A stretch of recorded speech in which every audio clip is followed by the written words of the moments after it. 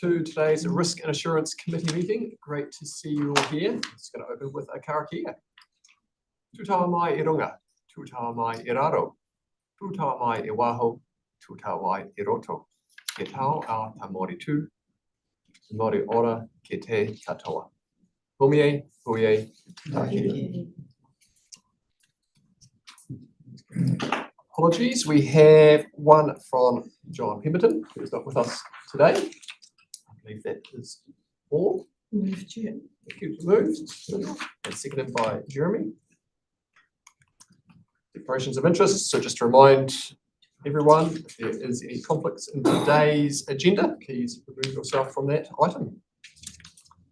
Public forums and petitions. We have had no one request to come talk to us. Confirmation of minutes. So we do have a couple of points here. One has already been brought to my attention that there is a typo on what is the page number? Page 9 under 9.6. 9.6. Lessor should be lessee. Yeah. Lessor should be lessee. Under the insurance update. 9.6. Thank you very much to the person who picked that one up. And then also at the very start of the minutes, I think there was a request from last time from Lyndall around the updating 9.5 to be more accurate. Yes. So that has occurred. Have to move the amendment. Thank you very much, Nicole. And seconded by Phil. In favour? Aye. Against? Carried. Notification of extraordinary meetings. There has been none. Questions? None have come forward beforehand. And Chair and Councillor reports. So it's been a few months since I was last in the room, at the back end of last year, I believe. I was thinking about what I've heard and seen around the country, I guess from other organisations in terms of their governors and what people are thinking out there. And certainly the biggest topics are around some of the international movements and national movements and how they are impacting organisations. And really governors are just trying to understand how their organisation can manage. Certainly understanding what those external impacts are. Some of these things that you can't have direct control over will be impacting your organisation. When I thought through that and what some of the themes were, it's really in terms of making your organisation as fit for purpose as possible and ready. Change is a constant. Disruption will happen. Every organisation needs to deliver on their day-to-day, but also be ready for anything that could happen. So people and capability and the right structures in place being absolutely key to that, from what I've sort of heard elsewhere and seen people focus on. I know we've got a agenda item on that today, so that's going to be dovetailed in quite nicely to one of the discussions today. Anyone else have anything they would like to acknowledge beforehand?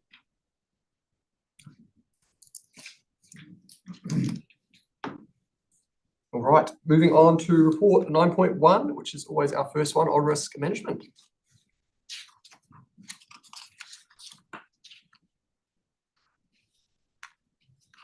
Tanya, welcome to the table. Great to see you.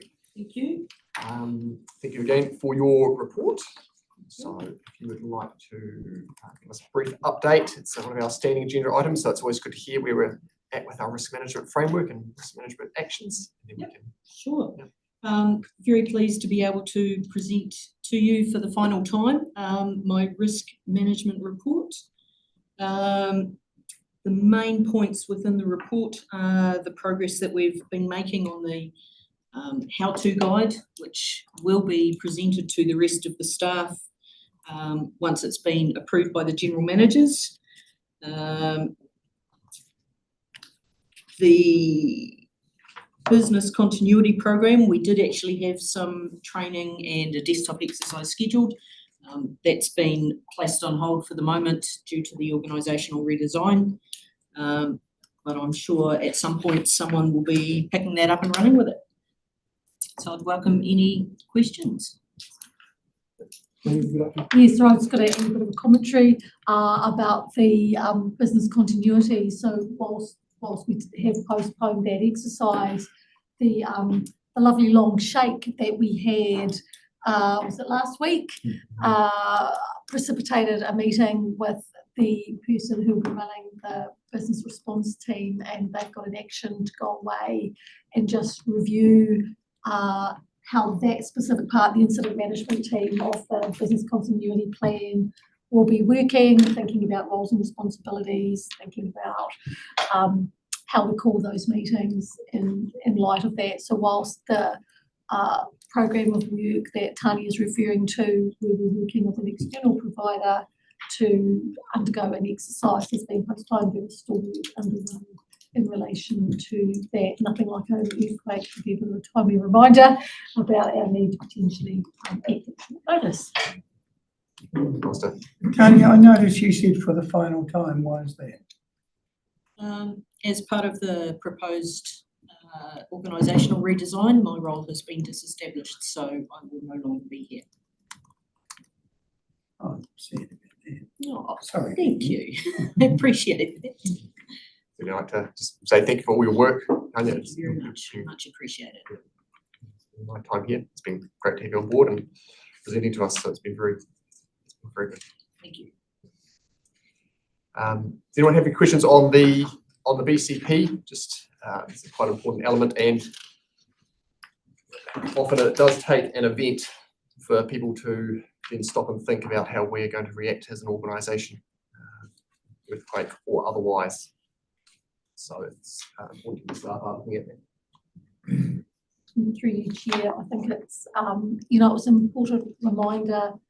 We took the opportunity to remind staff we had protocols in place post-COVID to make sure that people were taking their devices home. They had a copy of the business continuity plan at home, because you're not always going to be at work when disaster or situation happens. So it was a timely reminder and opportunity to be able to make that messaging available more widely as well. Cool. Just on that earthquake the other day, we probably thought it's an earthquake. How bad is it? Am I going to go under that fairly flimsy looking table or not? So, but it's probably a timely reminder to actually work out what that risk-based approach is to when do we move or not. In the old days of the wooden ones, I've been quite happy to go under it, but I'll never get up from under there again.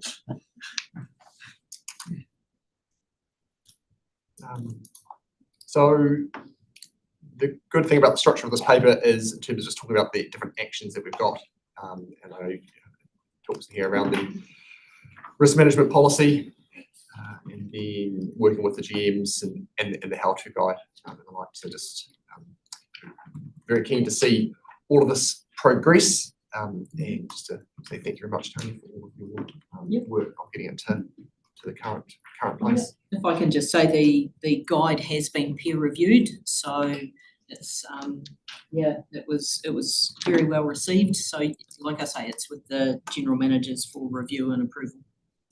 Fantastic. Any other questions on the risk management report? Mr. Chairman, Ross?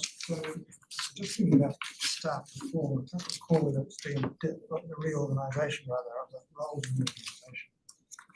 I assume that the risk of what's being done now and what's being done in the future is managed in such a way that we're not losing capability, and there are no holes. Any holes that have been identified have been filled, and all of that will be a smooth transition so that the operation of the organisation won't be at risk.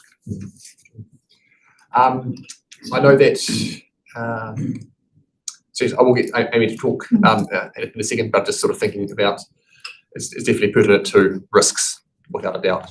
So let's So two parts to your question. One, there's, if you're talking about risk, you say there is a risk role that's been proposed in the new organisational structure. It's different from the role that Tony has been doing. So part A. Part B, there are risks that are associated with organisational change and when staff are changing. There are likely to be vacancies as people are moving in between roles, and it is, the responsibility of the staff and the managers and the general managers to work to create a number of environments, and we can talk about that a little bit more in the deep dive, or attend to a number of factors in order to minimise the risk of disruption. But it's acknowledged that there's always disruption when you make changes, and it's people to accommodate and acclimatise to new and different ways of working as well. And certainly, yes, when there are changes, you're right, Morris, in terms of making sure that any gaps and risks are covered off. So it would certainly be an expectation from us that management are addressing that. All right. Someone like to move to pass the report? Thank you, Phil. Seconded. Thank you, Jeremy. In favour? Aye. Yes, carried. Thank you.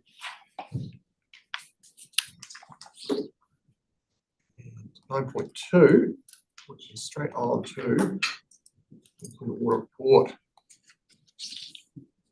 Okay, so Tanya, if you'd like to give just an update, because I know there's been a bit of activity in the space in terms of our internal audit program, which we got underway last year. Yeah, there has. To be fair, I haven't been overly involved in a lot of it, but I believe we have a draft management response for the asset management plan, and I note PwC are on site yesterday and today, and they are working through the cyber security internal audit. Amy or Bethia may be able to add some further information if the committee would like. Great, that would be good to hear. Aware of. Be good to hear just more about the internal audit program. So just to remind everyone, we started that program a year ago. It's a pretty key tool in our toolkit in terms of how this committee can get a lens over certain areas of the organisation and get it reported back to us. Amy, if you'd like to give an update. Yeah, sure. So the committee might recall that we have a program of topic areas that we're working with our auditors, PricewaterhouseCoopers, to have a look at. We've completed 2 audits already. The first one was procurement. The second one was asset management, and auditors are on site yesterday and today to commence work in our cyber security audit. They will be present in public excluded part of the meeting to present their findings in the asset management audit, and also to talk a little bit more about the scope of the cyber audit. We had a conversation with them yesterday as well, sort of looking forward with the work of the committee to take an opportunity probably towards the middle of the year to review the program and to make sure that the topics that we have yet to cover are still topics that are of interest to the committee, and we'll shape up that program of work with you that's likely to be in our June meeting. So you get to hear from the auditors directly later on in the meeting. It's quite important for all of us to realise that on page 20 of our pack, there's a bullet list of the different areas that we've currently proposed to look at, and we can provide feedback as a committee into that. And it is taking that risk-based lens. So if we look down that list at the moment, bullet points there on the rates process, stakeholder engagement, legislative compliance. So if we can keep in mind, probably for our next committee session, that we can provide feedback into that in terms of if there's areas that we see as higher risk that we would like to get reported back to this committee.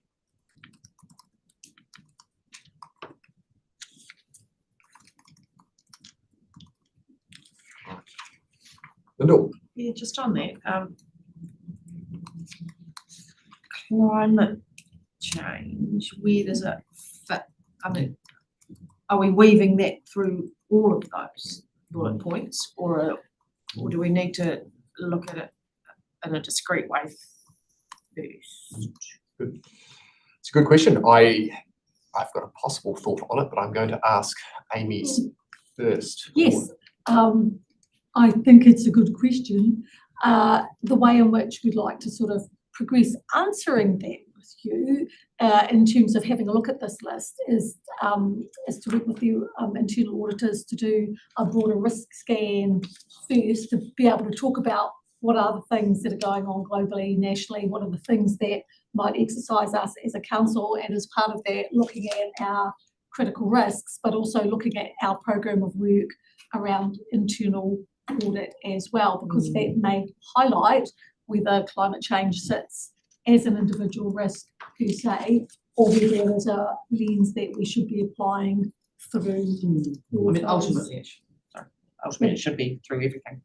Yeah, certainly on the risk register that we own as a committee, climate Yep. change is on that. And then in terms of developing the internal audit program, we are meant to be looking at the risk register and saying what areas do we want comfort over. So yeah, we need to make sure that it is being addressed, and that's one of the ones that we want to focus on.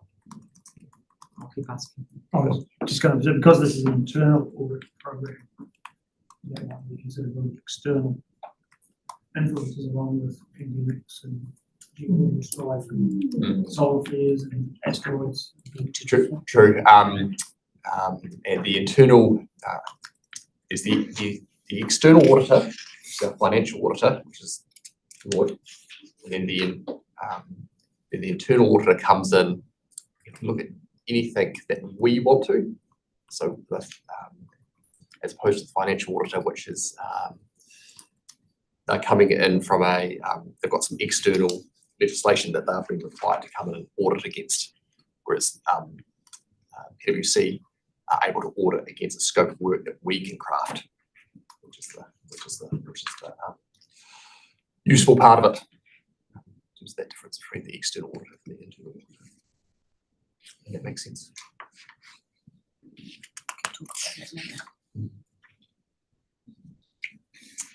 Ross? Well, we've got this report or part of it next in detail in the section of the meeting, haven't we? So Right. we'll time to ask questions about it then. Sounds good. Okay. You'd like to move the report? Morris is going to move, and seconded by Alistair. In favour? Aye. Against? Carried. Thank you. Thank Tanya, you, people. I thank wish you all very the much best. for Thank you. all of your Thanks, work. Tanya. Appreciate it. Sorry, Thank you very much. sorry, the Thank you. Much appreciated.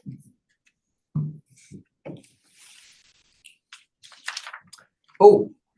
Welcome. Thank you.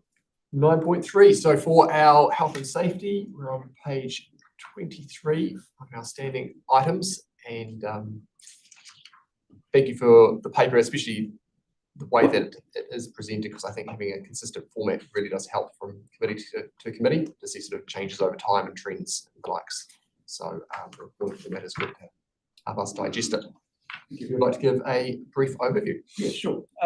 So just a few things I just wanted to highlight.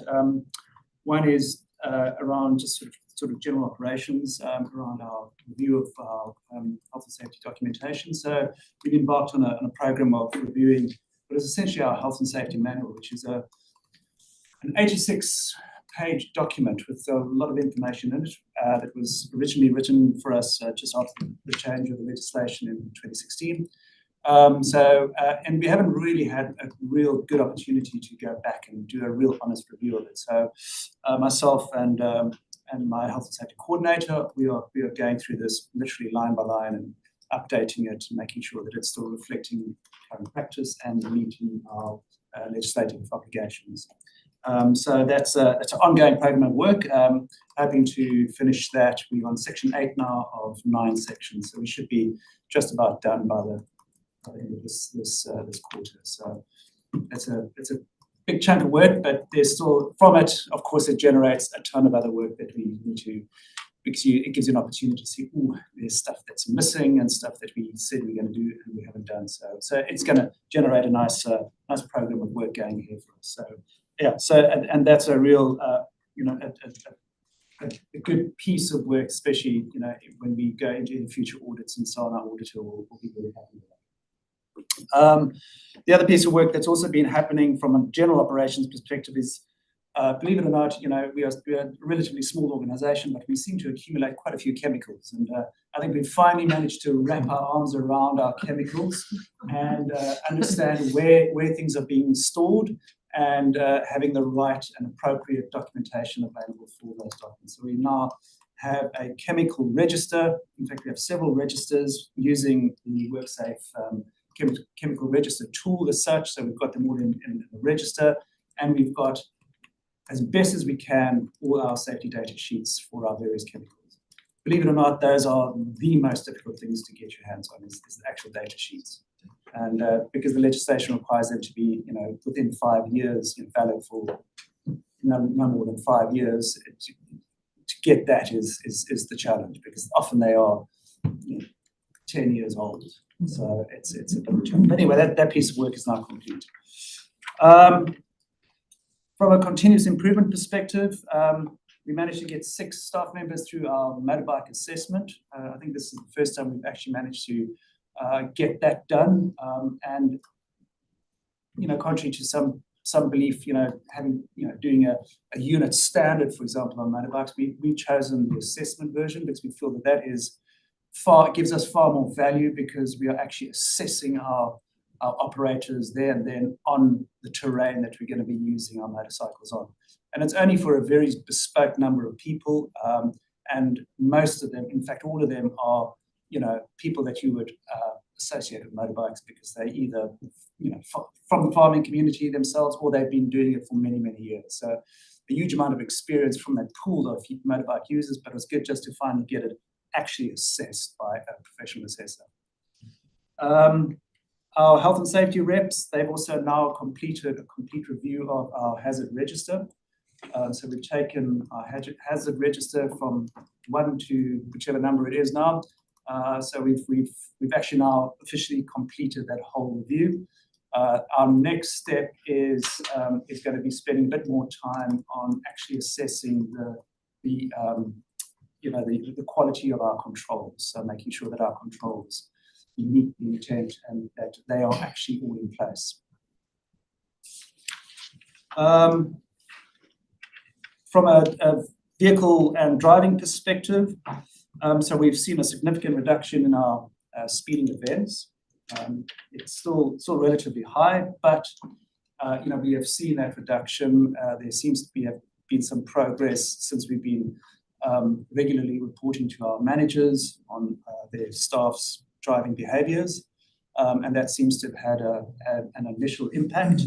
The challenge is now to keep that constantly going down.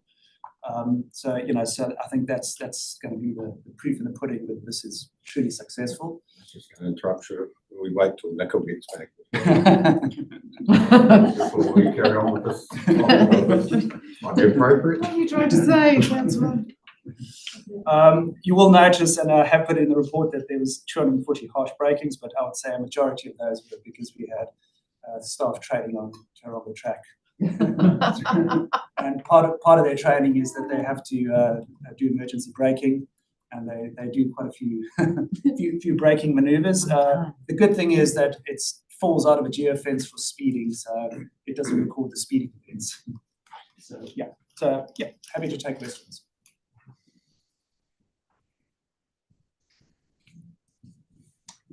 Cool. Amy, would you like to? Yeah, I just would like to just pick up on a couple of things that Paul said, and one of the things was about the safety data sheets. The issue that he's bringing to your attention here is not the fact that we haven't got them, it's just that they are difficult to get from suppliers. It is really, really challenging, which is super challenging given that it's the law. So not having that stuff easily available makes it difficult to comply, but the team have done a great job in ferreting those out.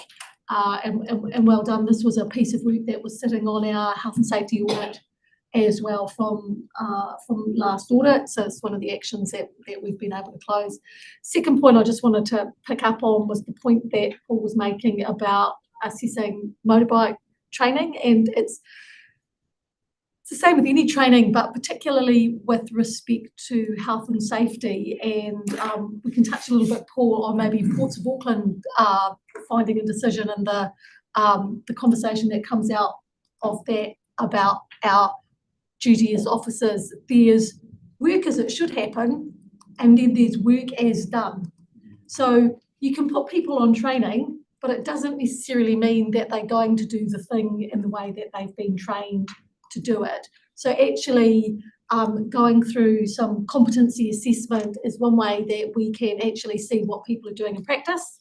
And then we can get into it, I'll let you ask your questions, but actually then there's a broader piece of work for us as officers to understand, do we know how work is actually done in practice? Yeah. All right, I think there's a few things in there from both Amy and Paul, so we'll go around the table. Jeremy and then Alistair. Well, just on that safety data, the sheets, so you're having problems trying to source them, asking the suppliers, oh, we've got this chemical, can you? Because generally you get it, if you get the chemical when you're new, they should be able to provide it. They should be able to But provide it's it, some of the old chemicals.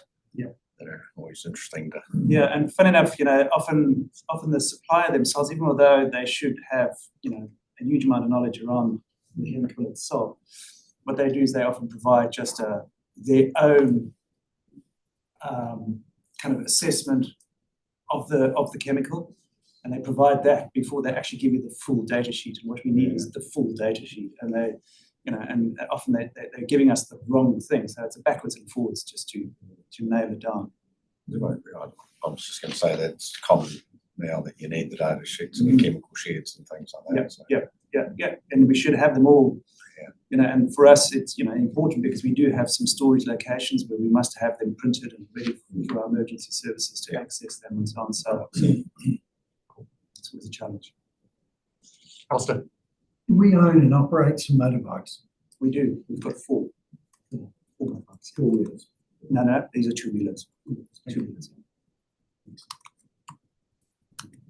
Yeah, I was kind of curious because my eye was caught by the health and wellbeing workplace health and safety awareness posts for the month, including, for instance, swamp fever. Swamp fever. But I just looking at that list, I'm realizing, clearly these are being shared because these are risks that people in our organisation face, and it seems to me that there's quite a plethora of risks. And perhaps as someone in a governance role, you perhaps don't always appreciate the range of risks that staff at ES get involved or confronted with. I'm just wondering if there's utility, are they able to be kind of shared with governance, or is that inefficient in terms of lifting our awareness? I'd be quite interested to see what some of these health and safety awareness posts, Sure. in detail are included. You should. I believe you've got access to our workplace. Thank you. I think It might be an education thing for me. Yes, Maybe I do have Good. access to it. Yeah, maybe there's something I can follow up on, just make sure, because most of this is done through our workplace site. So that's, call it the workplace Facebook page as such, and it's mostly information. I mean, the one around leptospirosis was a legislative thing, and that was actually brought up by our Health and Safety Committee. So, but yeah, we do post a lot of information there, and some of them will be reflected in our hazard register. But absolutely, I can do some. I'll have a scratch around and see, make sure that you've got access to that. I'm not sure whether that's. Amy? I was just thinking, just coming back to the Ports of Auckland findings and thinking about the role of governors in terms of, and to your point, Phil, it's I think the role of the people around this table is to know and understand what our critical risks are. So there'll be some risks on the broader hazard register, they're all risks and they'll all have various levels of control. But but for this table, it's what are our critical risks and how are you assured that we are attending to those in a way that we should be? And certainly when I hear that, I think the critical risks, we do get a table of them, which is presented in this paper. And Paul has been deep diving those with us. So those ones have the sort of the highest risk rating, and then there's often a work plan around it in terms of some of the controls are in place and others need to be worked on to lower that risk profile. Yeah, they're the ones that have the most potential for significant injury or fatality. Yeah. So, but there's certainly sort of the question to make sure that we are comfortable as the committee responsible for health and safety, that we're receiving the right level of information and that we can digest it, that we are across it. As Amy has said, there has been a high profile case further up north. The governors have been looked at quite harshly. So, Lyndall? Yeah, thanks. Along similar lines to Amy's thoughts, actually, you know, there's probably greater risk of governance having access to the workplace Facebook page than there is not having access to the workplace Facebook page. So I appreciate that. I'm really interested in it and some of that personally as well. But there's as far as the big grand scheme of things, that coming to us in a way that highlights any trends in mental or social or health at that governance level is more important than perhaps some of the detail. And if you're gathering this kind of information regularly, then the trends will become obvious pretty quickly if there are mental health issues or whatever. So it's probably more appropriate that we see it that way rather than the other. Certainly the graphs and the numbers reporting trends over time is a key part of this paper, so we can see where the challenges lie. Amy? A couple of things coming back to the Ports of Auckland thing again. I think we'll share some of that information with you and have conversation about the role of governance. Certainly we've been having that as an executive because it really shines a light on what you as leaders and officers under, like you, us, as leaders and officers under the law should be attending to.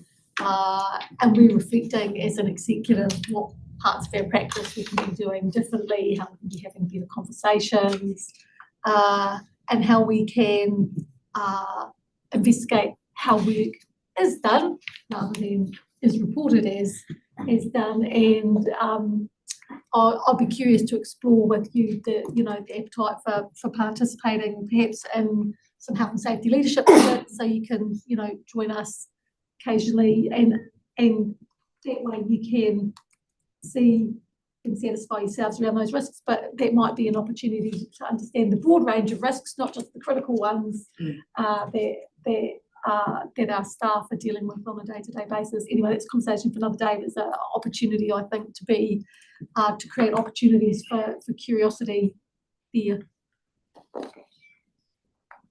Certainly sounds like the scenario that has played out up north is very timely to have a refresh of how we as a committee are overseeing health and safety.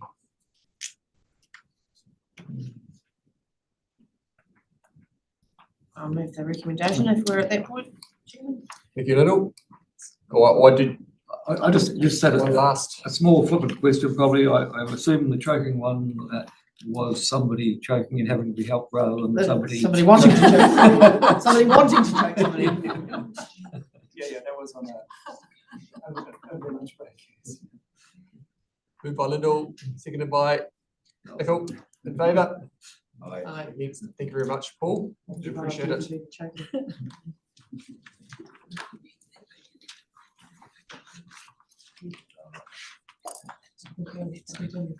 Item 9.4, which is our risk pool update. For those that familiar with the title of risk pool, yeah, it's going to give us an update on that. Yes, just a very brief paper, just to let you know that there has been another call on council for just over $11,000 to assist risk pool. The reasons for them making that call are set out in two letters, page 38 and then page 39 of the pack. Risk pool are currently engaged in significant domestic litigation. Because they are in wind down, they do need some funding to assist them with that. And they're also seeking to engage some reinsurers to help them manage and deal with the processes that are before them. So it's really just for a noting, for you to be aware of that call. We have approved the invoice. It is unbudgeted expenditure, but at that amount is able to be accommodated. And any future calls will also be unbudgeted and will need to be accommodated. Alistair? In my way of thinking here, it's going to go on for another 5 or 4 years. Is that correct? It will take as long as it takes, and Civic are in wind down over this particular product, and it just needs to. So we're committed to contributing. Yes, we are. We've signed a commitment to that. It is due to past commitments that we've made to be part of the fund. And could I just confirm that the call that's been made is to cover operational costs rather than claims? It's just, I guess I'm saying that because I do know that is the case from our reading. So I just want to make sure that's clear to the committee that this isn't actually funding any claims that have been made for this current phase. It's actually funding the operation of the administration side of it. So if further claims are made, then there'll be further calls for funds. And I think it's just important that we recognise that it is a legal obligation due to a contract we signed a number of years ago. So we're in it with other councils. How many other councils? Any other councils we know? I don't know that. Sorry. It does potentially look like it's a council, maybe a member who's also doing the suing, but I don't know the level of detail. So there's a number of claims across a different. Not all councils actually signed up, and we were actually a late comer to the table before it all turned to custard, where we were encouraged to be a full member, which actually had more obligations than other councils who may have used the facility but didn't actually do enough. When it comes to the current dollar figures that are there, this council are facing, this certainly on the lower side of what I have seen around the country. So, Alistair and then Jeremy, sorry. I think if I remember rightly, we paid it about 64,000 last year. I don't know. It was before my time. Okay. Amy Deception. Yeah, I have a funny feeling there was about a 50 grand figure. Last year's thing. Yeah, but I'm not quite sure what the full total. It was of the reasonably year was. significant. So on page 36, council portion recorded in November 2023, so just on 55k. 2023, right. Last year's thing, I suppose. Jeremy. I mean, just by looking at page 42, just how it's sort of spread out there to get 11,000. Are we sort of signing off the 06, 09, 09, like it's different years there that we put an initial contribution and then we're just topping it up for that those years? How does that work? I'm just looking at it going and trying to, and then is it saying, oh, we're signing that year off that year, or we need to fund a bit more in that year for that cost? I would suggest that you need to ask for a briefing from Tanya or Tracy at a future meeting when they're available. They will have more insight into this than I'm doing. Well, it just looks like it's a total cost from past funding years, sort of boosting bits and pieces up. So it doesn't have to worry. I'm just trying to understand where they get the 11,000. Sorry, I can't answer that. Nope. It is Sorry, I what it might is. be being a bit dense, but we knew that this wasn't over last time we approved a payment, right? So now that you say that it's unbudgeted expense, Well, we know that there's been potential for more light. Should we not have the built- size and scale of that? yeah, but we didn't build anything into the budget, Even though we knew it wasn't over. I think we've generally considered the amounts to be manageable to be squeezed in, should that, should an obligation arise. Okay. If we know a big obligation is coming, we look to see how we will be able to, if we need to reprioritise or make other choices, we need to do that. And Jeremy? Other than doors open. Sorry, the can. As long as it's on topic. Yeah, as no, long as no, it's on topic. no, I'm just saying, in regards to that, do we have any mention of liability on this in their plans, any plans, long-term plans? That it's registered there, how we do have I would need to I know it's minor, but it still is a point that just to safeguard that it is there and it can come out of somewhere. It's You know, likely, come out. certainly the external auditors, Good when point, they Bundle. are doing the audit, always ask about contingent liabilities. Yeah. So you would hope that this has been presented to them along with any others when they do their audit work Or and their analysis of the financial impact. And they may need a more specific figure rather than there is a potential for one. They might need a more specific thing, but I'll get that clarified. Well, thank you very much. I know it's it's one where we only know a limited amount of information, and you're confined to what's in the letter yourself. So yeah, thanks for. But yeah, also like to thank you for your work with the committee as well, as I realise this is your last attendance pretty soon.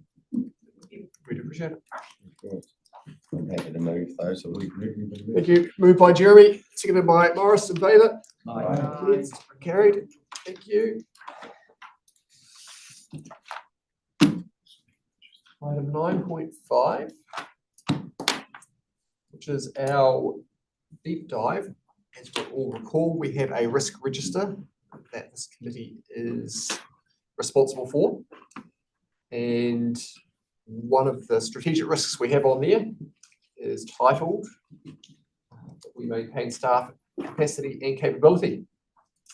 And so today we're having a deep dive into that, and we have a paper from Amy. So thank you very much for your comprehensive paper, Amy. Do appreciate it. Thank you very much.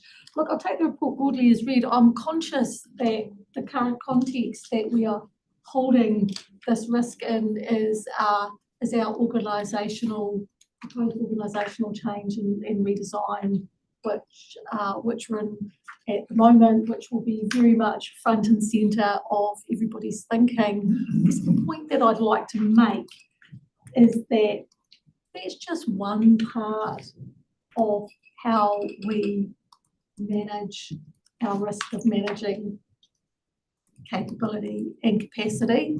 There are a whole range of other things there as well. You know, I'm really conscious that, that, and it's a very hackneyed saying, culture eats strategy for breakfast, right? So I think while structure's one thing, there's a whole range of other practices, leadership practices, HR practices,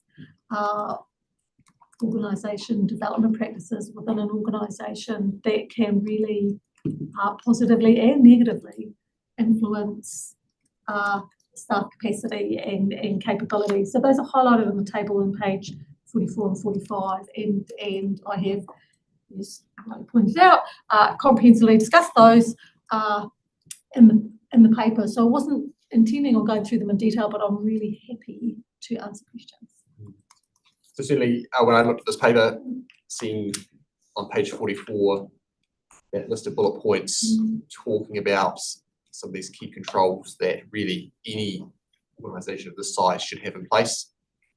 Performance management framework for staff, so that any staff member in the organisation, there is a way that their performance is managed, and it's just a standard piece of structure of an organisation about how staff are trained and having the training available to them as well.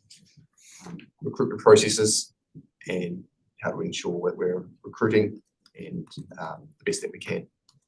So there's a lot of process which any good organisation should have in place. I think that's sort of the framework that this is sort of wrapped around. Yeah, and through you, Chair, there are matters that we can describe as, or we call them as hygiene matters, like, they're important to have they're not,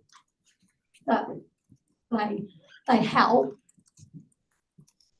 but the absence, of thinking about recruitment practices, having decent functional recruitment processes, they're important And if you take them away, that becomes really important.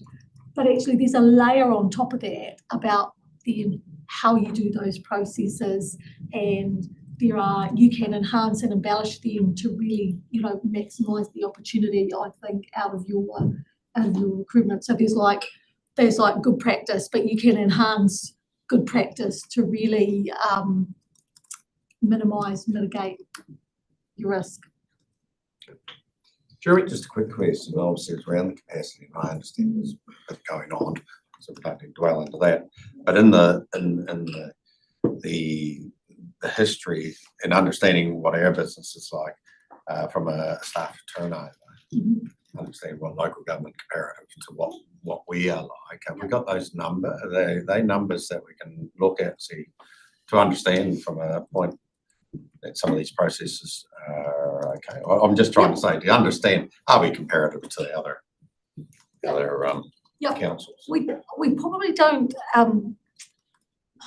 so like, It's all about keeping the capacity. not all councils are the same. So within the regional sector, for example, there's 19 organisations, 16 regional councils, 3 unitaries. We don't have that sort of level of benchmarking there, which means we're benchmarking against a broader sector, which are slightly different beasts, therefore slightly different. Where we've used a sort of that blunter measure, if you like, we've sort of tracked it around 17%, which is about average for the public sector. There's been, peaks and troughs, and certainly we had the COVID effect where post-COVID it was down to 9%, because there just wasn't that movement, there weren't the jobs for people to go to. And then when the employment market sort of settled down, we boomeranged up the other way. Everybody who wanted to leave or move or get an opportunity that hadn't been able to remove, so that went up to about 26. But it tends to track around that. I can certainly look at providing that data and those metrics for you. Bring that back to the committee. Actually, I think that would be helpful. Actually, so I guess just raise the question: do we in this committee? I'm just trying to recall, get any numbers and metrics around staff in terms of whether it's the exits, entries, total staff numbers, and the likes. Has that come? That hasn't come here before. It is not easily, it's quite a manual process to pull that information together. And so at executive we typically get it six monthly. We don't have a HR information system. That means we can push a button and generate it. So it's quite a bit of work for the HR team. But we do have it and we can bring it, and I'm happy to share it. You might recall when we had a session with the executive recently, I talked to some of you about, I called it the other investment committee, because we are a knowledge organisation. Our assets really are our people. We're not, we don't have lots of buildings and other pieces of infrastructure. We've got the brains trust within the organisation, a bunch of highly qualified people doing quite technical and specialist roles. And how do we create an environment where we're attracting them and retaining them and enabling them to perform well in their roles, and the matters that I've raised in here touch on some of those things that we have and we don't have. Jeremy, just just quickly add, and that's probably from where we sit as council, we want to make sure we retain experience, knowledge, and things, and that's probably one of the biggest risks if we lose that, from around this table, especially going to the community and having that trust and understanding and credibility going, working with the community. If we lose, the risk is phenomenal if we get it wrong. Absolutely, it is a knowledge-based organisation. Yep. Phil. Kind of a continuation, but and I cast my mind back to previous life when I was with the Defence Force and watching how the Navy, for example, they have ships, but if they lose one or two very highly specialised individuals from the Marine Engineering Department, the ship doesn't go anywhere. despite the fact they've got a full complement of everything else they need on the ship. So I guess in a similar fashion, knowing that we're a diverse organisation, are there specialised or functional areas where we carry greater risk? Is it, whether it's something specialised like science or the compliance team, are there places where we're carrying elevated risk because of a central key function of the organisation? Yes, and yes, and in multiple areas. So if we take science as an example, we have lots of very unique roles in there. So, we're not awash with terrestrial ecologists in Southland. They're not, you can't just put something on Indeed and seek and there they are. And those are singular roles with very, pick a science specialism, they're singular roles. So often that means, and actually we're not awash in New Zealand with them either. So often that means that we are having to broaden out where we're looking for people overseas. For example, river engineers is another classic example. Certainly they're in short supply to start with, and then certainly post-COVID with the government stimulus package, where there's a lot of building around infrastructure and flood bank infrastructure, the labour supply economics there just went kaboom, and they were even harder to come by than they already were. We sometimes have challenges recruiting people into, certainly if I reflect back when I came into the organisation 7-8 years ago, into the planning team, consenting team, and we still have challenges, particularly in the senior roles, where you're looking for that experience over time, and so then you have to turn your mind as an organisation to, well, if you can't go and buy them, how do you grow them? And that can take some time. Yeah, so we do, and it's partly because of the type of organisation that we are. It's partly because we have these specialist roles. It's partly because I know we sort of think of ourselves as a medium or large size organisation in Southland. I sort of think we're quite a small organisation, which means sometimes though that you don't have the luxury of lots of resources to do different aspects of roles. So you might combine functions into roles, and then you double the challenge because people don't always have this skill set and the other skill set that you're looking for. So one of the opportunities that we've got with the organisation redesign process that we've got at the moment is to look at some of those things and to really critically ask ourselves, is this a full role? Is this a part of role? Is this the best way that we resource that? And so actually part B of that question, so acknowledging that there might be skill shortages, is also the tactical use of third parties to support us to perform pieces of work, either because we haven't got that skill set in-house or we don't have enough of the skill set to be able to perform work. Okay. Thank you for that, Amy. No, definitely it's certainly highlighted. Alistair.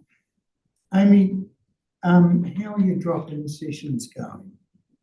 Which drop-in sessions? Well, I think at one of our meetings I said that over this period there was going to be drop-in sessions with staff.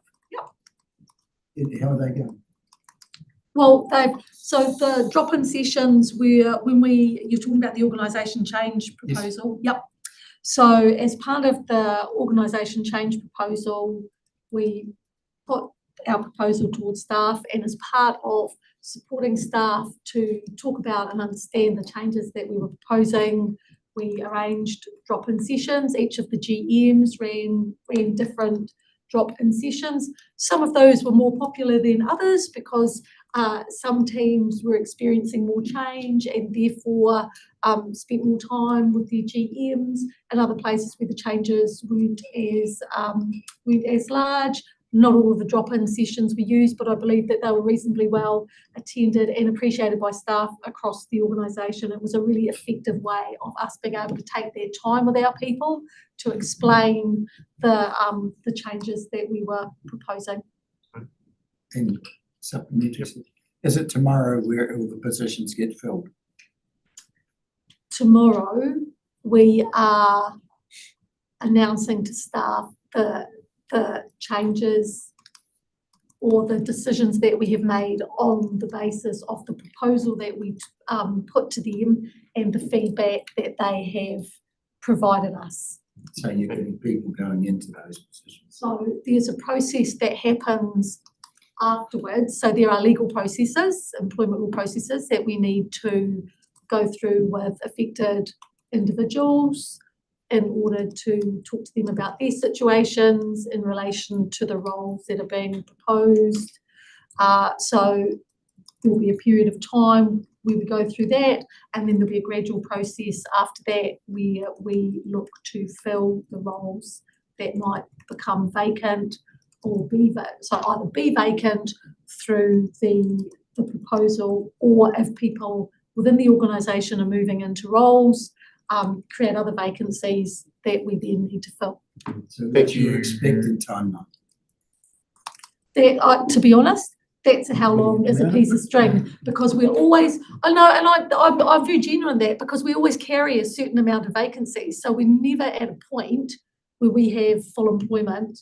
And like in the organisation, there's always people on leave, or her leaving, or her coming, or working a notice period. So there's just, it's not, we always have all of our roles filled. That's why I'm saying it's how long is a piece of string, because it will take us time to recruit into those roles. To the point I was making, to fill some of those roles are highly specialist. They might take us longer to recruit into than others. I can't say it's all going to be done on X date. It's just a rolling, evolving process. What I can say to you is that we've got a period of time post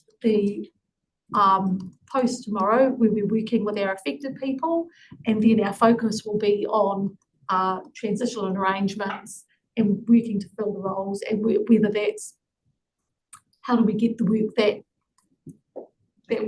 we need to be done while we're recruiting, versus how do we actually do the recruiting into these jobs.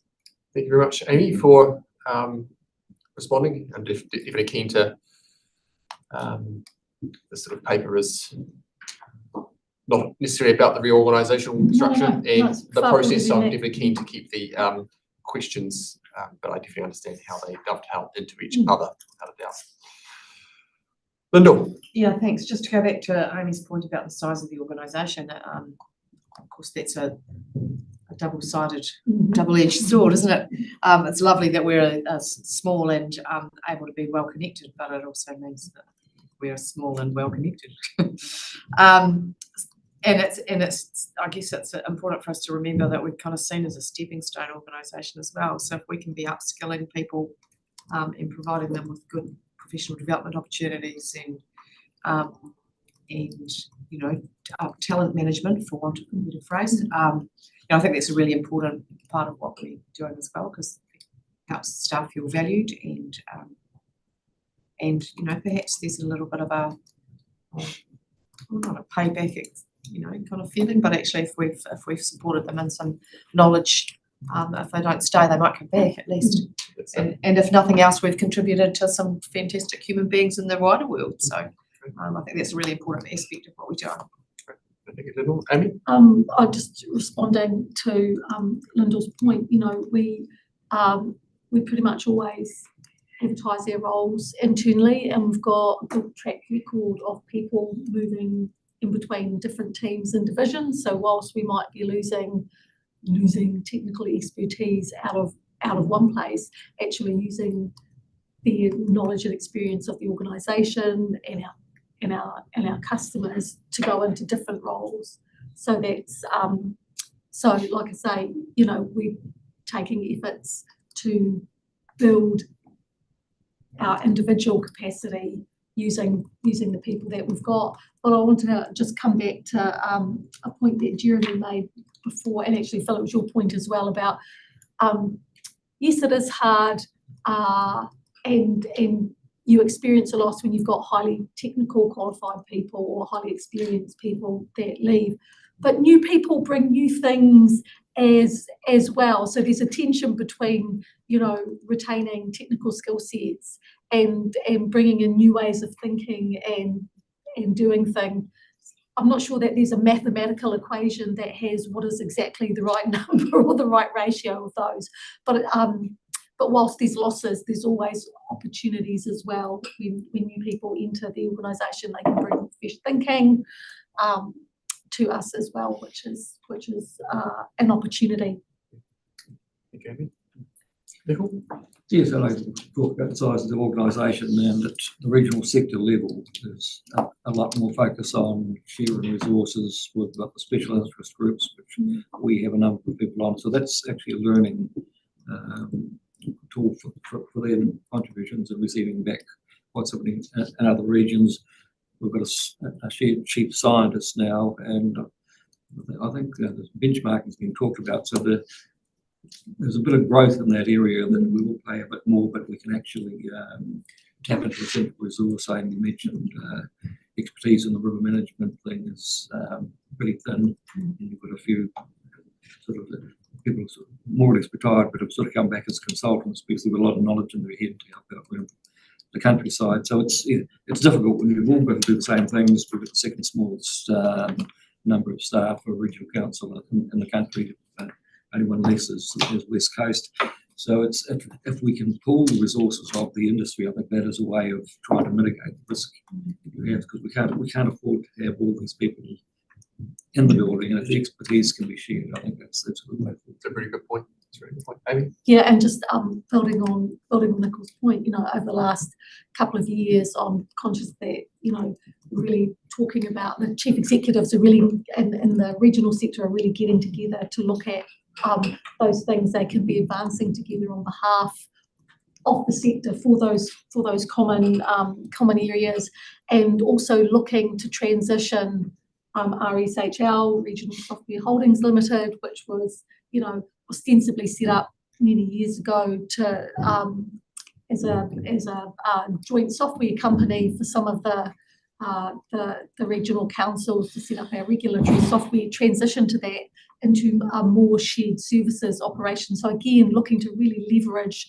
on those common areas, and which is a benefit for us because it means that those are roles or thinking or parts of roles that we don't necessarily need internally. We're not doing duplication across the sector, which, you know, to Nicole's point, supports us when we are, you know, the second smallest regional council.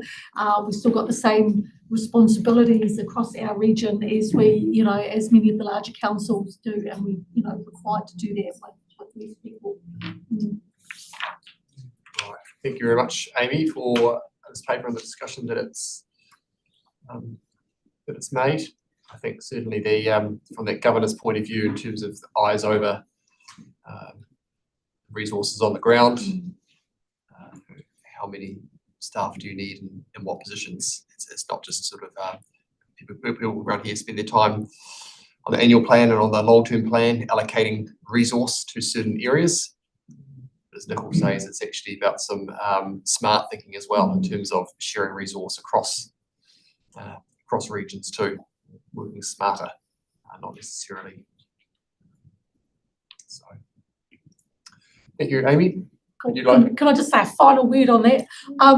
So yeah, and just, you know, to Andrew's point, you know, it's not just all about people things. To your point, you know, it's like, how do we leverage things like AI? And I have a whole can of worms here. I don't mean to start a conversation about that, but you know, there are other things that we can use as an organisation to work smarter, to work more efficiently to create capacity that don't necessarily sit in that HR space, which impact our human resources. So there's, you know, and opportunities abound in that particular example as well. So someone who would like to move the report? Happy to move. Nicole, second by Phil, in favour? Aye. Against? Carried. Thank you, Amy. Item 9.6, Rachel. So the other item we have for today, which is on our risk register, and was actually discussed a while back, just saw the date in the paper. It's titled Direction of Travel, which is a great little one-liner, so I will get there's a lot in 3 words. But thank you very much for being here, Rachel. And I think we'll have a good discussion on this one as well. If you'd like to give a little overview to start with. And then we can- Good afternoon, everyone. So yes, direction of travel and maintaining momentum of direction of travel, and that's really about achieving the outcomes the organisation is seeking to achieve on behalf of the community. And it's probably particularly relevant at the moment, given government's announcements last week about reform of the resource management system. This is, I just note, a joint item with Sam Foster-Stead, also a co-author on this paper, and unavailable to be here today, but I will speak on behalf of both of us. There may be some things that you would like us to go away and come back on relating to the community engagement space, but we will go through it now and come back if needed.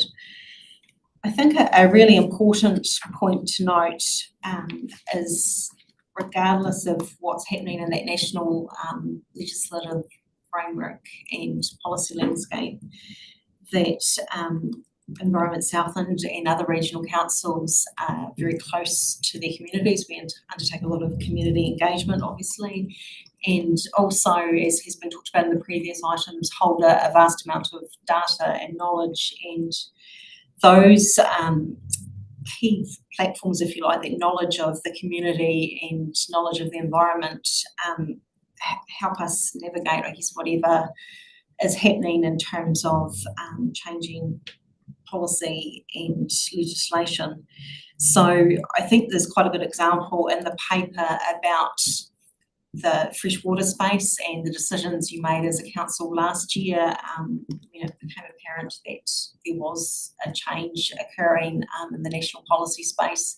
The decision to focus on working with communities and stakeholders and getting action on the ground. And I know Sam has spoken to you recently about the Action on the Ground program, which is in that space, getting things happening regardless of the planning framework. So the controls that are listed build on all of that and are very focused on a communication and engagement strategy and stakeholder relationships, partner relationships. And those relationships are really key. So fostering good relations with central and local government, iwi, industry, the broader regional sector and our community helps us, I guess, navigate changing direction and keep that really good knowledge of what everyone was important to the community and our stakeholders and partners in order to put our efforts into achieving those things.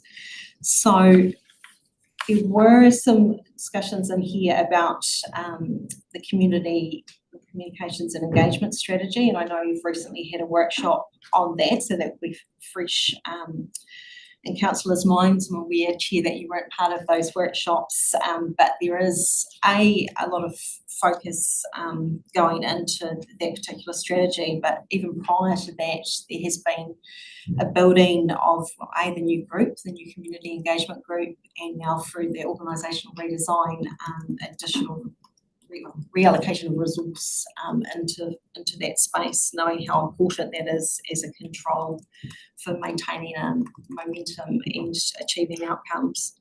So happy to take questions, and as I say, might be one that you'd like us to dig into even a bit further in coming months. How do we maintain the direction of travel, especially when this organisation's asked it a lot? It asks a lot of itself, and then others are asking it to do things as well. So I will open the floor. Rachel's talked on a number of these different areas in terms of just stakeholder relationships or some of the communication strategies and plans in place. if we sort of can try and piece it together from a governance point of view. I guess everyone's sort of always thinking about specific scenarios that play out, but if from that governance lens, Phil, would you like to start us? Yeah, just one, Rachel, I was just reflecting on our mission statement, which is on the report, improving Southland's environment and appreciating that, yes, policy changes from central Wellington, but perhaps the guiding star that we should perhaps keep an eye on as we think about, are we maintaining momentum and our direction of travel? Is it against that mission statement? Or, what does the data tell us is happening to the environment? Maybe that's a reassuring place to turn if people are questioning whether we are maintaining momentum and stuff. Have you got thoughts on that, or does that mission serve that purpose, or is it largely ignored and people are thinking through these issues? I know I didn't use those exact words, but that's exactly what I was meaning in terms of achieving the outcomes we need to achieve as an organisation. So the mission statement refers to working with community, which is really important in terms of achieving that outcome of an improved environment and the overall vision of a thriving Southland, and the changing legislation, the national policy frameworks, etc. Actually, like you say, that's out to the side. It's keeping the eye on the ultimate mission of an improved environment and how we work for their communities to achieve that.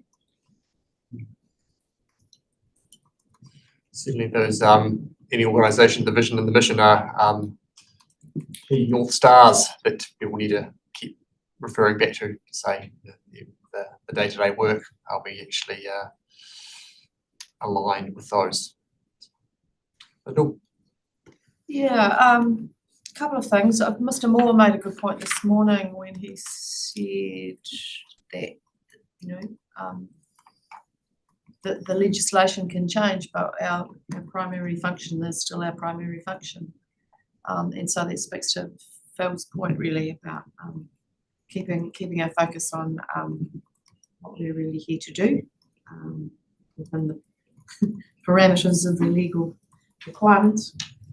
But also on a more detailed front, I suppose, our ability to tell our narrative, to speak our narrative, not to be drawn into other people's narratives, which tend to be noisy and unhelpful actually at the current point of time.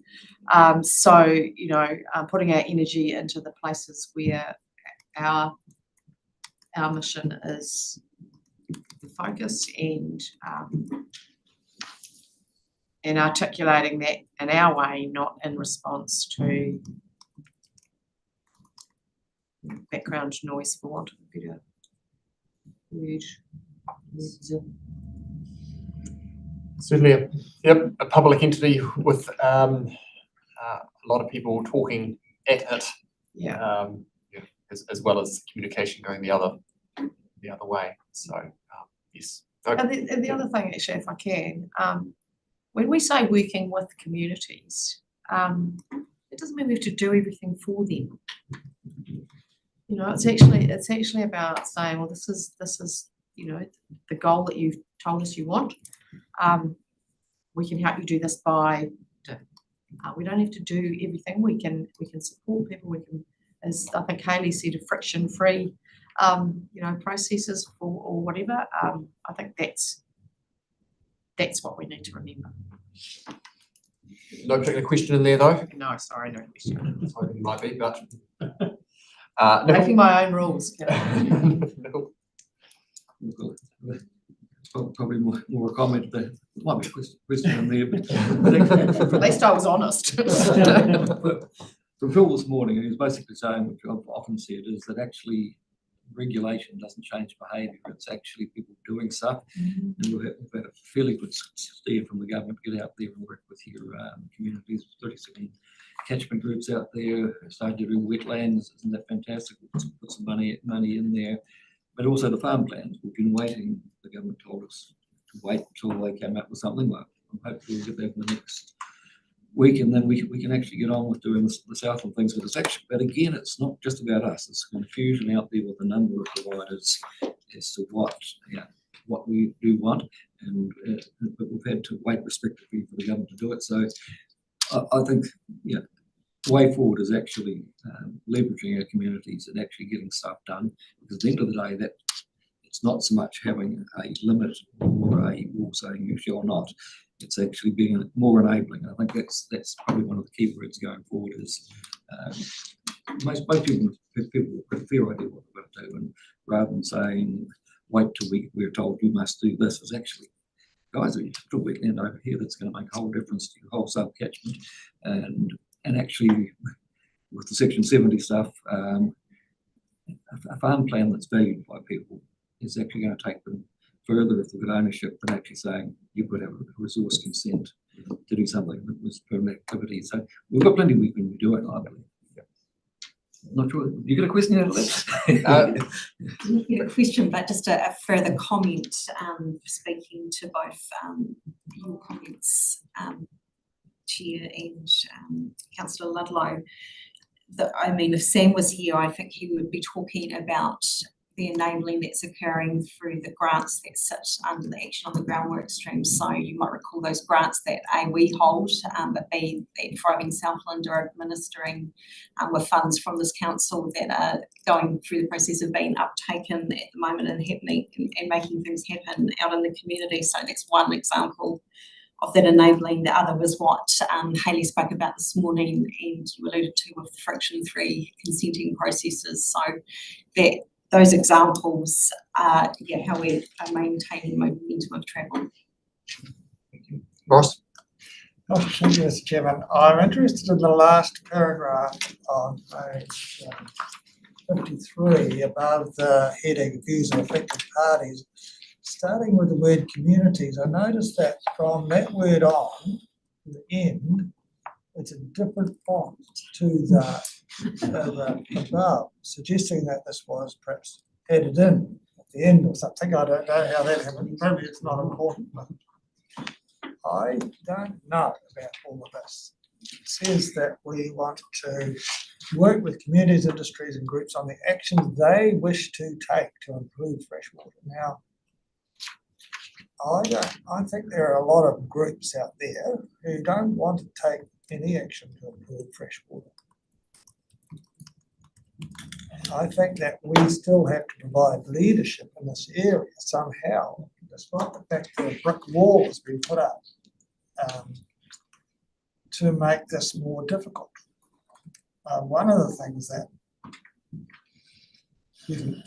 my question is, can you comment on this? But I wanted to add as well, I was talking to, I've got a question for him. I was talking to Andrew earlier about the pressure that's coming on industries to improve their performance. It's not coming from us or coming from the government, it's coming from the people that they are selling their products to, and that they are the ones that are providing the impetus. So maybe, you know, if we can work with them, like the Fonterra or the freezing or the meat industry, to facilitate that or encourage that or make that known more widely, I don't know what we can do. It does seem to me that it's a bit hopeful to say that we work with groups on the actions they wish to improve freshwater.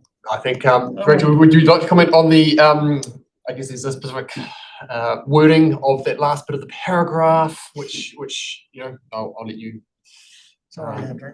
No. It's one question. Through you, Chair, I can actually just let you know why that font looks different, and that is because it is a cut and paste from the September Strategy and Policy Committee meeting where you did make some resolutions in relation to freshwater, though I have a feeling Sam and I have tweaked the resolutions slightly, so I can go back and check that. But just to comment on what you were saying, Councillor Rodway, the example of Fonterra is actually a very good one in that in the freshwater farm plan space, we've been working with not just Fonterra, but lots of Dairy NZ and others for many months now, and they see farm plans as particularly important in the certification process around farm plans in terms of overseas markets and consumer demands. So it is really important that we are working with stakeholders,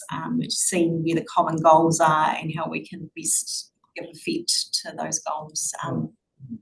So take your point that there are constraints and not everyone wishes to take action, but actually there are some other drivers and incentives for people. Thank you, that's reassuring. As I've let others have a sort of a more discussion point on it, I will let the final two either ask the question or make a comment. So Ask questions Jeremy, to Morris, would you- to Morris if you wanted. Jeremy and Alison, and then we'll end it after that. I think the reality is, and probably coming from Lyndall's observation, that we don't have to do things for them.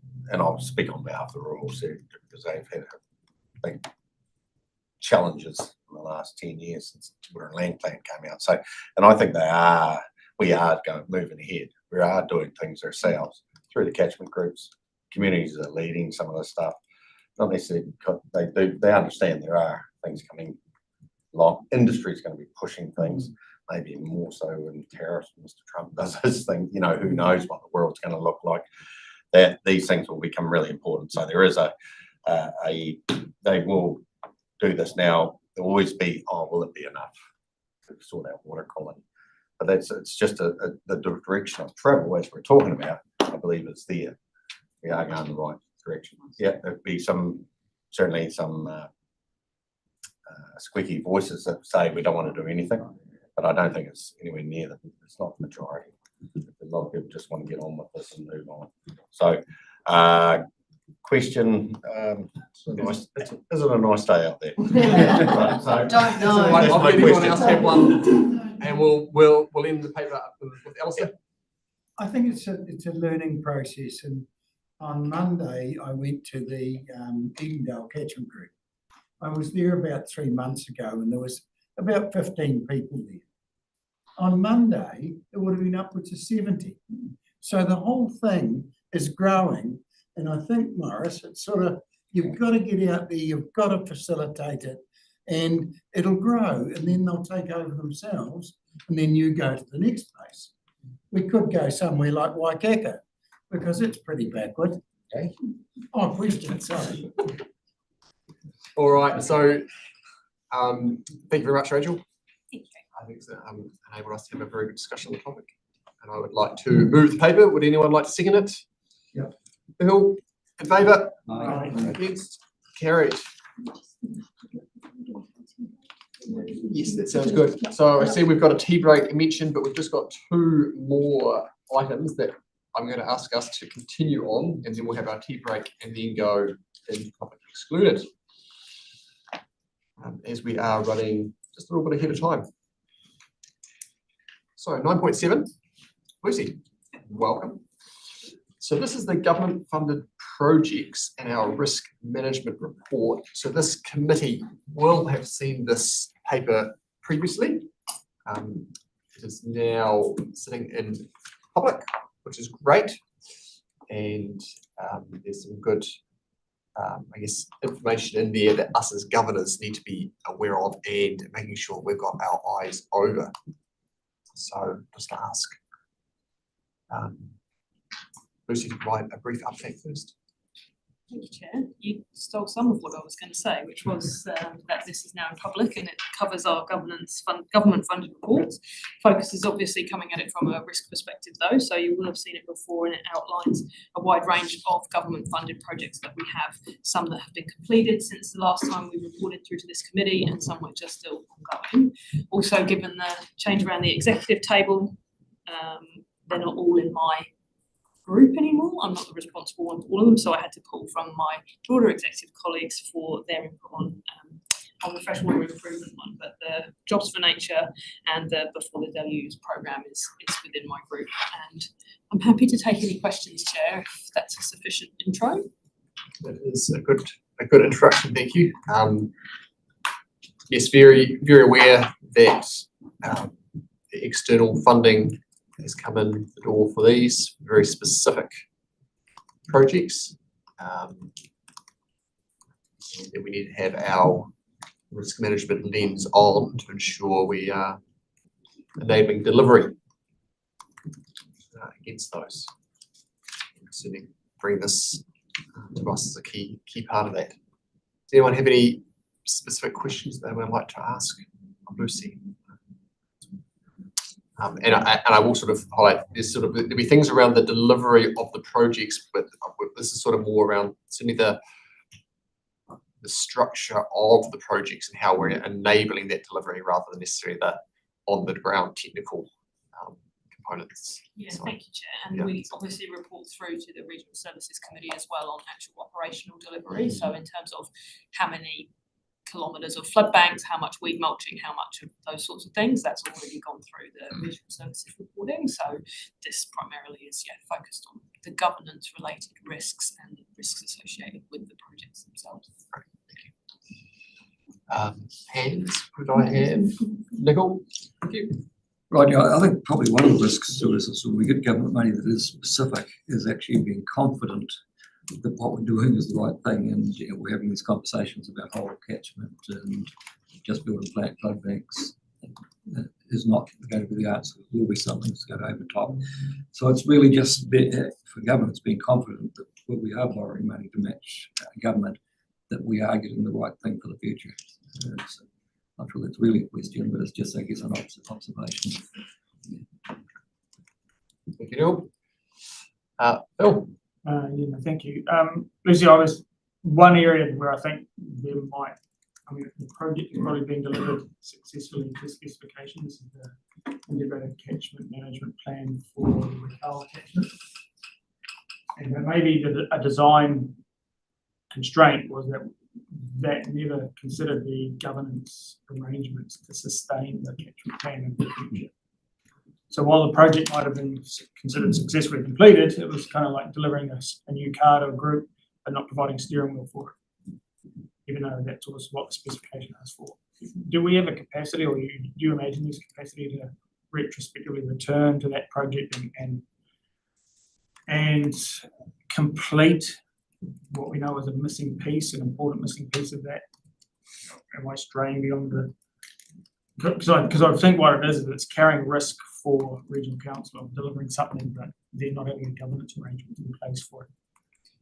It might be said to be later on it might turn out to be considered a white elephant if it's not sufficiently guided and governed in the future.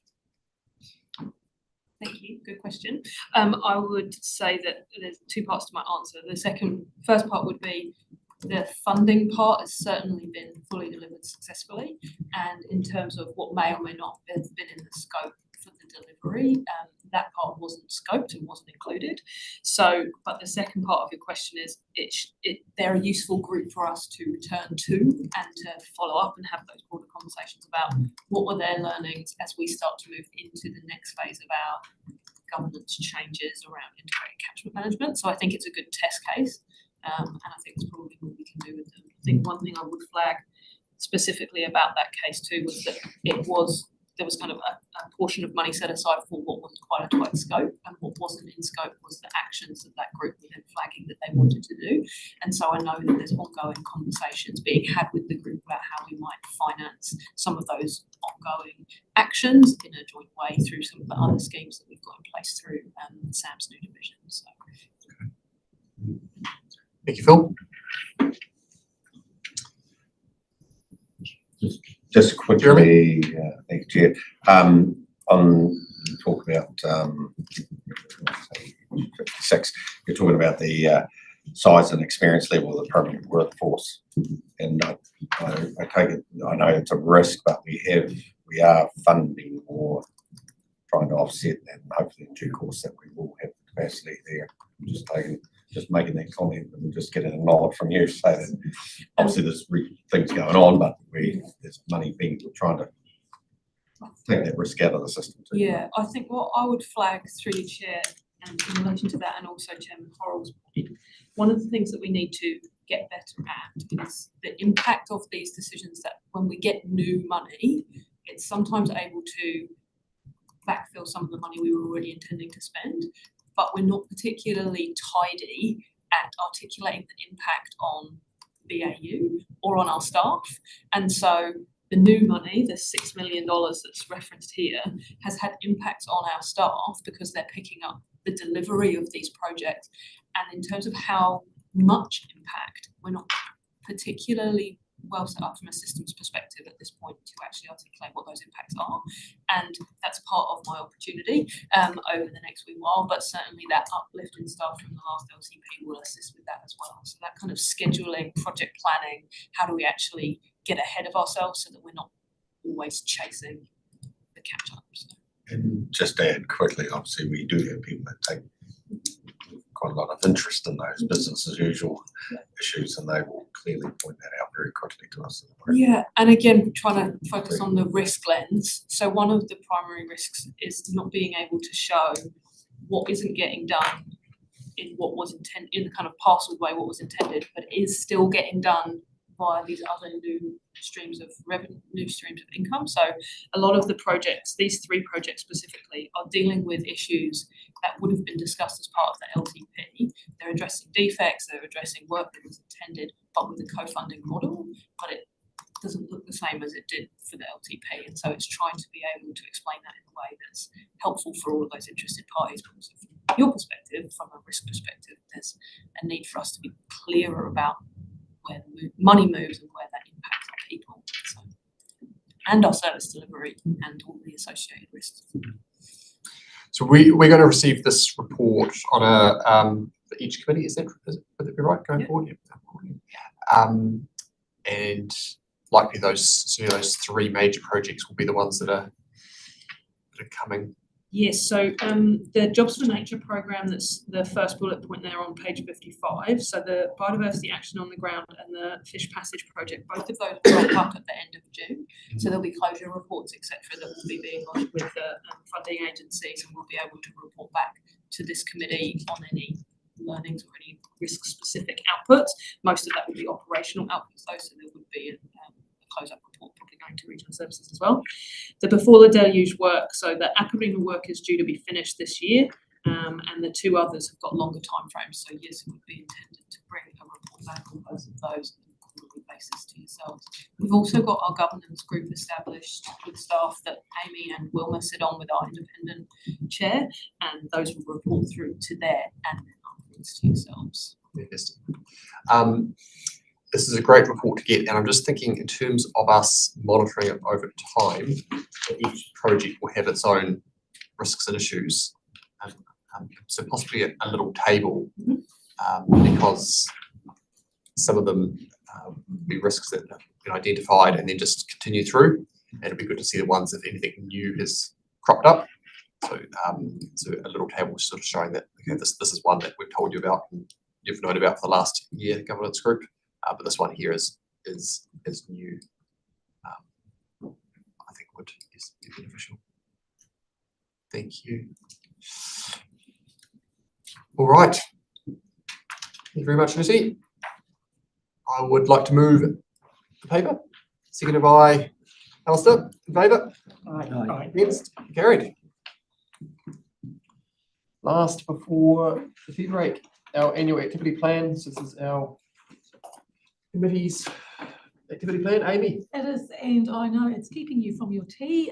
We talk about this every meeting, but I'm just conscious that it is the start of the year, so well, it's not the start of the year, it's April, but it is the start of our meeting schedule for the year, and therefore you can see mapped out the program of work we propose bringing to you for the year. It's really there for your comment. As you know, we will discuss this each meeting. But if there's anything that you want to query or change or bring in the meeting, this is your opportunity for us to have that conversation. Otherwise, this is FYI.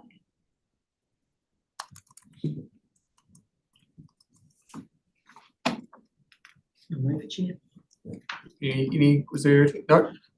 Right. Moved by Lyndall, seconded by Earl. In favour? Aye. Against? Carried. Thank you. Right, we'll So move. into public excluded. Yeah. I will move that we move into public excluded. Aye. I'll second. All in favour? Aye. We need to read reasons first. Reasons, Helen, are you able to do that for us? Okay, is to prevent disclosure or use of official information for improper gain or advantage. To protect information which, if public, would disclose a trade secret or lie unreasonably to prejudice and commercial position of the person who supplied or who is the subject of the information. To enable local authority holding the information to carry out without prejudice or disadvantage commercial activities. And that's the reasons. Thank you. Great, very much. All right, so that motion has been carried.